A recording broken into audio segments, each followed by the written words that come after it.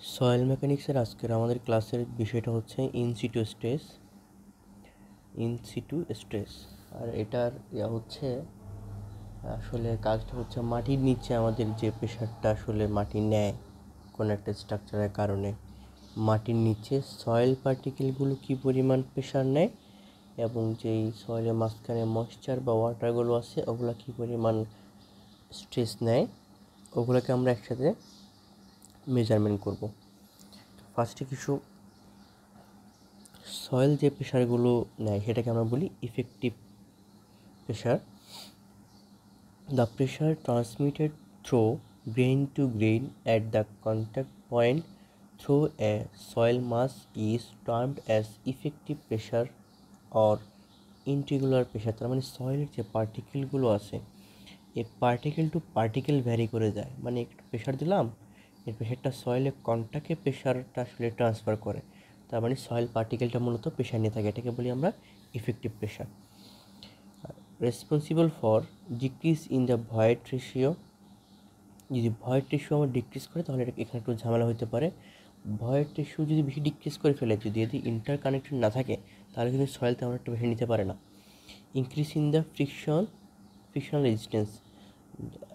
যদি frictional resistance থাকে এদের মধ্যে তাহলে আবার এটা কিন্তু ইনক্রিজ করে, ঠিক আছে, ইনক্রিজ করে এই প্রেশার নেওয়ার এটা ইনক্রিজ করে, যে ফ্রিকশন খুব ভালো থাকে আর কি।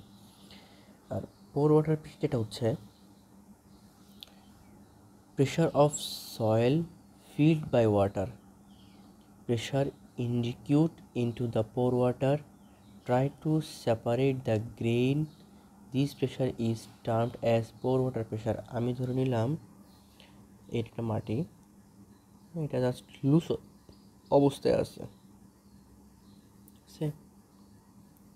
তাহলে এখানে যে বয়েডগুলো আছে এখানে আছে আমার ময়েশ্চার বা ওয়াটার। আমি এখানে যে প্রেশার ক্রিয়েট করি তাহলে যেটা হবে সেটা হচ্ছে এটা ফুল ভলিউম ছিল, কমে যাবে, ভলিউমটা কমে যাবে, বায়ুগুলো চলে যাবে, বাতাসগুলো বেড়ে যাবে, এখানে তোমার সয়েল পার্টিকেল আছে, ভিতরে পানি আছে, তাহলে যতক্ষণ পর্যন্ত পানি আছে ততক্ষণ পর্যন্ত পানি কিছুটা প্রেশার নেয়, সয়েল কিছুটা প্রেশার নেয়। কিন্তু আস্তে আস্তে এই প্রেশারটা যদি কনস্ট্যান্ট হয় তাহলে এই পানির ময়েশ্চারগুলো আমার সয়েল পার্টিকেল থেকে বেরিয়ে চলে যায়, তখন সম্পূর্ণ সয়েল দ্বারাই আসলে কি হয় এখানে প্রেশারটা নেওয়া হয়। যদিও বা পানি থাকে সেটা হচ্ছে না একদম কম্প্যাক্টেড সয়েল, মানে একটা সয়েল যতটা কম্প্যাক্ট করে ততটা কম্প্যাক্ট আছে, কিন্তু মাঝখানে যে ভয়েডগুলো থাকে ওই ভয়েড তো থাকবে, ওখানে তো আর ওইটা তো আমরা কী করতে পারবো না, ওখানে তো আর করা যাবে না, কোনোভাবেই কমানো যাবে না, ওই ভয়েড থাকবে, ওখানে কিছু ময়েশ্চার থাকবে, তাছাড়া বাকি ময়েশ্চার সব চলে যাবে, প্রেশার আস্তে আস্তে বাড়তে বাড়তে এটা হবে।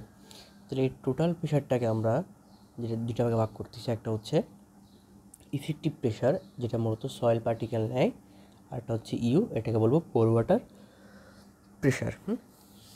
আচ্ছা, এরপর আমরা যদি একটা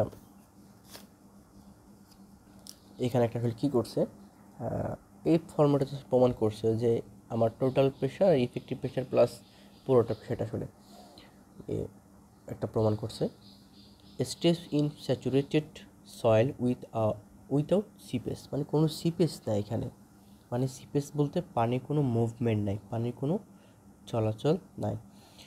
ধরে নিলাম এটা একটা ক্রস সেকশন এরিয়া, যেটা মাটি হচ্ছে এতটুকু পর্যন্ত, সয়েল এতটুকু পর্যন্ত ওয়াটার আছে, ঠিক আছে। তাহলে এই পার্টিকেলে আমার কী পরিমাণ আসলে প্রেশার আসতেছে, তাহলে পার্টিকেলে ফার্স্টে আসবে আমার হচ্ছে কি ওয়াটার প্রেশার, যেহেতু পানি আছে এতটুকু পর্যন্ত, তাহলে এই পানির জন্য একটা হাইট আছে, হাইট ইন্টু গামা ডাব্লিউ বা রোজি, হ্যাঁ, গামা সমান রোজি। তাহলে তাহলে কী গেল আমার পানির জন্য পোর ওয়াটারটা প্রেশার গেল। এখন এখানে পার্টিকেল যে সয়েল পার্টিকেল আছে এটা হাইটটা কত, এইচ এ মাইনাস এইচ, কিন্তু গুণ দেবো কাকে দিয়ে, সয়েল স্যাচুরেটেড, মানে কি এখানে সয়েল তো আছে, তো ভিজা অবস্থায় আছে, এই ভিজা অবস্থায় তার যেই গামা সেটা আমরা দিয়ে কী করব, যোগ করব, এইচে থেকে মাইনাস এইচ বাদ দিলাম। আচ্ছা, এবার কী করলাম, জাস্ট গুণটাকে ভেঙে লিখলাম, এখন এখানে যেই এইচএ ইন্টু সয়েল স্যাচুরেটেড আছে, তাই না? আচ্ছা, এখানে যেটা করছে সেটা হচ্ছে গামাকে ভেঙে একটা এক্সট্রা করছে soil saturated minus gamma W. আর ময়েশ্চার গামা ডাব্লু কি বিয়োগ করছে, তাহলে গামা ডাব্লু কি বিয়োগ করে, তাহলে মাইনাস এইচে গামা ডাব্লু বেশি হইল না, একটা মাইনাস এইচে গামা ডাব্লু বেশি হইল না, এই যে সেটা আমরা কী করে দিলাম, প্লাস করে দিলাম, প্লাস এইচে গামা ডাব্লু আর মাইনাস এইচ গামা স্যাচুরেটেড টার্সিং। এরপর যেটা করছে সেটা হচ্ছে এখান থেকে কি কমন নেওয়া হয়েছে, এইচে কমন নেওয়া হয়েছে, এখানে এইচে এবং এএসে কমন নেওয়া হয়েছে।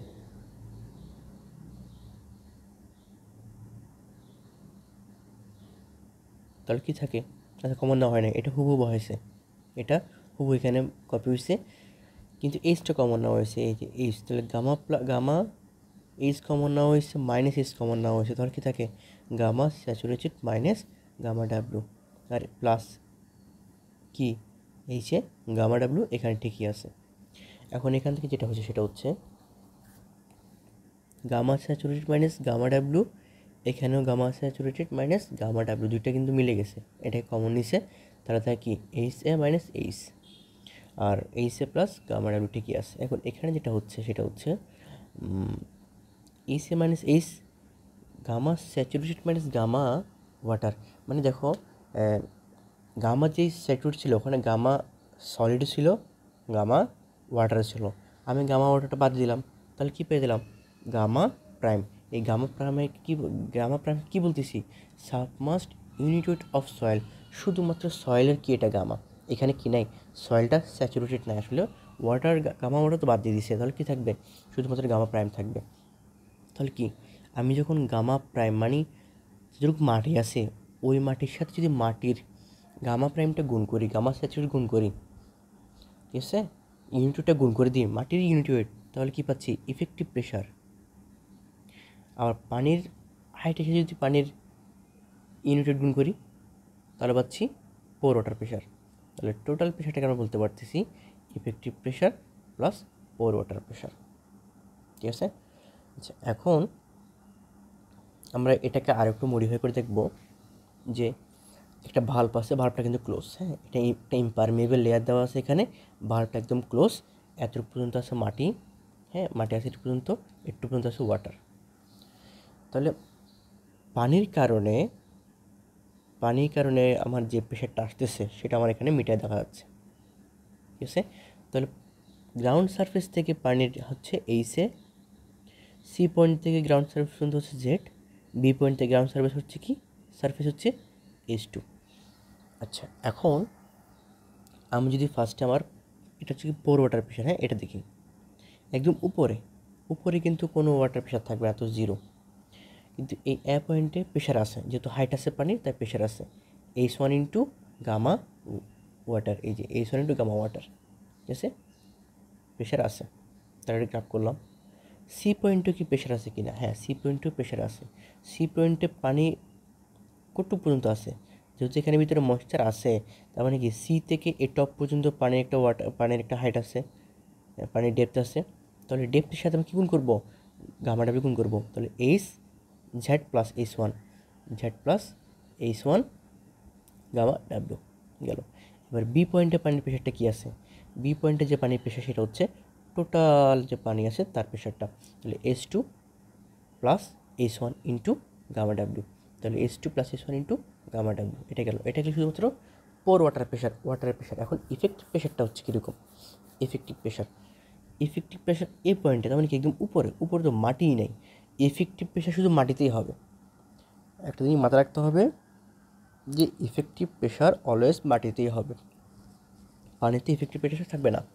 উপরে এখানে তো পানি, এখানে কিছুই নেই, এখানে পোর ওয়াটার জিরো, ইফেক্টিভ জিরো, কিন্তু এই পয়েন্টের উপরে কি কোনো মাটি আছে, পয়েন্টের উপরে কোনো মাটি নাই, তাহলে যেহেতু পয়েন্টের উপরে কোনো মাটি নাই সেহেতু এখানে কোনো ইফেক্টিভ প্রেশার আসবে না। কিন্তু সি পয়েন্টে কিন্তু মাটি আছে, সি পয়েন্টে মাটি আছে কতটুক ঝ্যাট পর্যন্ত, এই যে ঝ্যাট পর্যন্ত, তাহলে ঝ্যাটের সাথে যদি আমি মাটির ড্রাই ইউনিট গুণ করি গামা প্রাইম গুণ করি তাহলে কি আমি এটার প্রেশার পাচ্ছি, এই যে জেড ইন্টু গামা প্রাইম, ঠিক আছে। আবার এই বি পয়েন্টে মাটি একটুকু আছে, যে একটু S2 পর্যন্ত আছে, তাহলে আমি এই S2 সাথে যদি মাটির ইউনিটেড গুণ করি, শুধুমাত্র এখানে ময়েশ্চার না কিন্তু শুধু মাটির শুকনো অবস্থা মাটির যদি ইউনিটেড গুণ করি তাহলে আমি কী পাবো, এটার প্রেশার পাবো। তাহলে S2 ইন্টু এই হাইট S2 ইন্টু মাটির ইউনিটেড গামা প্রাইম। তাহলে আমার কী গেল, আমার পোর ওয়াটার গেল, ইফেক্টিভ গেল, বা যোগ করে দিই এই পয়েন্টে, যেহেতু পোর ওয়াটার 0 ইফেক্টিভও 0 তাহলে 0 আসলো। এই পয়েন্টে পোর ওয়াটার S1 গামা 1 আছে প্লাস এই 0, তাহলে এটা আসলো। আবার জেড সি পয়েন্টে যেটা মজার সেটা হচ্ছে সি পয়েন্ট কি, এটা যোগ এটা না, এটাই তো হবে সি পয়েন্টে, এটা যোগ এটা। আচ্ছা, তাহলে যদি যোগ করি এখানে কি থাকে, H1 প্লাস জেড, লিখি H1 plus Z gamma W plus Z gamma prime. এটাকে ভেঙে লিখি কি লেখা যাচ্ছে হচ্ছে H1 gamma W plus Z gamma W plus Z gamma prime. এখন এখানে H1 তো ঠিক আছে, H1 গামা ডাব্লিউ এটা ওয়াটারের জন্য। এখন আমি যদি এখানে জেড কমন নিয়ে নিই, জেড কমন কি থাকে, gamma W plus soil prime, সয়েলের গামা প্রাইম, তাহলে এটি তো ময়েশ্চার, তাই না? এটাকে কি বলবো, এখানে শুকনাটা আছে ভেজাটাও আছে, তাহলে এটা কি ময়েশ্চার। তাহলে পানিটা ঠিক আছে, শুধু মাটির ক্ষেত্রে কী হয়ে যাবে, গামা স্যাচুরেট হয়ে যাবে। তাহলে কী হয়ে গেল, S1 প্লাস পানির unit wait plus Z into এই মাটির কি unit wait, moisture unit wait, saturated unit wait, মানে কি এখানে পানি আর মাটি মিক্স করা হয়েছে, এটু গেল। আবার জেড পয়েন্টও সেম আসলো। এই বি পয়েন্টে কী হয়েছে, এটা যোগফল। তাহলে H1 তো গামা ডাব্লিউ ঠিকই আছে, কিন্তু H2 গামা ডাব্লিউ এবং H2 গামা প্রাইম এটা যোগ হয়ে কী যাবে, H2 গামা স্যাচুরেটেড হয়ে যাবে, প্লাস কি থাকবে শুধুমাত্র এখানে H1 গামা ডাব্লিউ থাকবে, ঠিক আছে। মানে কি আমি তো একটা জিনিস জানি যে আমার গামা স্যাচুরেটেড হয় কীভাবে, যখন গামা ড্রাই, এটাকে আমরা কী দ্বারা প্রকাশ করতেছি, এটাকে আমরা এই তোমার গামা প্রাইম দ্বারা প্রকাশ করতেছি, প্লাস গামা ওয়াটার, এটি হচ্ছে আমার গামা স্যাচুরেটেড। তাহলে এখানে যদি একটা H2 সাথে গামা ডাব্লিউ থাকে, H2 সাথে যদি গামা প্রাইম থাকে, একেবারে H2 দিয়ে ইন্টু স্যাচুরেটেড দেওয়া যাবে, এটা এখানে দিছে। তাহলে এটা আমার ভাল্ব কিন্তু ওপেন করা নাই, পরবর্তীতে আমরা ভাল্বটাকে ওপেন করে দেখব, সেটা নিচ দিয়েও পানি যেতে পারে, পানি উপর দিয়েও আসতে পারে।